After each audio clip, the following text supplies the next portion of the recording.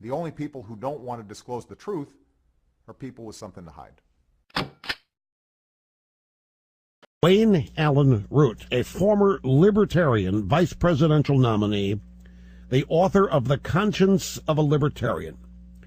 He posted yesterday at Beck's website, deblaze.com. Let me read to you excerpts from what Wayne Allen Root wrote. I am President Obama's classmate at Columbia University, class of '83. I am also one of the most accurate Las Vegas odds makers and prognosticators. Accurate enough that I was awarded my own star on the Las Vegas Walk of Stars.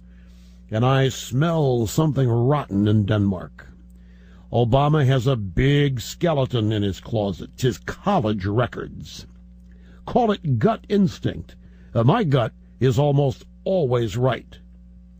Obama has a secret hidden at Columbia, a secret hidden there, and it's a bad one that threatens to bring down his presidency. Gut instinct is how I made my living for 29 years, since I graduated Columbia. Obama and his infamous strategist David Axelrod understand how to play political hardball, the best it's ever been played. Team Obama has decided to distract America's voters by condemning Romney for not releasing enough years of his tax returns. It's the perfect cover. Obama knows the best defense is a bold offense. Just keep attacking Mitt, blaming him for secrecy and evasion while accusing him of having a scandal that doesn't exist. Then ask followers like Senator Dingy Harry to chase that lead. U.S. Senate Majority Leader appears to now be making up stories out of thin air about tax returns he knows nothing about. It's cynical, it's brilliant, and vicious. Make Romney defend so he cannot attack the real Obama scandal. I think Romney's not spent a lot of time on this, but nevertheless, this is a classic Axelrod. Obama has won several elections in his career by slandering his opponents and leaking sealed documents. Not only do these insinuations and leaks ruin the credibility and reputation of Obama's opponents, they keep them on the defensive and off Obama's trail of sealed documents. By attacking Romney's tax records, Obama's socialist cabal creates a problem that does not exist. Is the U.S. Senate Majority Leader making up stories out of thin air? You decide. But the reason for this baseless attack is clear. Make Romney defend, so not only is he off message, but it helps the media ignore the real Obama scandal. My answer for Romney: call Obama's bluff. Romney should call a press conference right now and issue a challenge in front of the nation. Romney should agree to release more of his tax returns only if Obama unseals his college records. Simple and straightforward. Mitt should ask what could possibly be so embarrassing in your college records 29 years ago that you are afraid to let American voters see it. If it's that bad, maybe it's something the voters ought to see. Suddenly the tables would be turned, and now Obama is on the defensive. My bet is that Obama will never unseal his records because they contain information that could destroy his chances for re-election. And once this challenge is made public, my prediction is that you will never hear about Romney's tax returns ever again. Why are the college records of a 51-year-old president so important to keep secret? I think I know the answer, writes Mr. Root. If anyone should have questions about Obama's record at Columbia University, it's me. We both graduated, according to Obama, Columbia University class of '83. We were both, according to Obama, pre-law and political science majors. And I thought I knew most everybody at Columbia. I certainly thought I'd heard of all of my poli-sci majors, but not Obama, or as he was known then, Barry Soetoro. I never met him, never saw him, never even heard of him, and none of the classmates that I knew at Columbia have ever met him, saw him, or heard of him.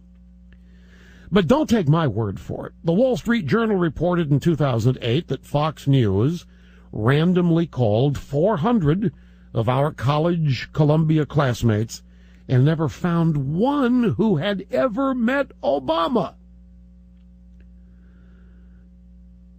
Now, all of this mystery could be easily and instantly dismissed if Obama released his Columbia transcripts to the media.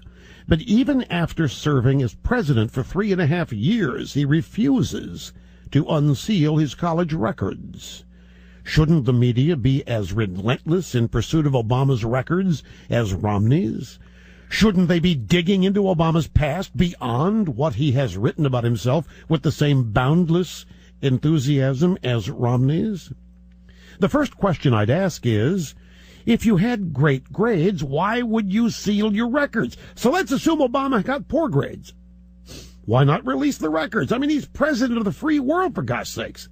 He's commander-in-chief of the U.S. military. Who would care about some poor grades from 30 years ago, right? So then what's the problem? Doesn't that make the media suspicious? Something doesn't add up here. Secondly, if Obama had poor grades at Occidental, how did he get admitted to an Ivy League university in the first place? And if his grades at Columbia were awful, how did he ever get into Harvard Law School? So again, those grades must have been great, right? So why spend millions to keep them sealed? Third, how did Obama pay for all those fancy schools without coming from a wealthy background? If he had student loans or scholarships, would he not have to maintain good grades? I can only think of one answer that would explain all of this.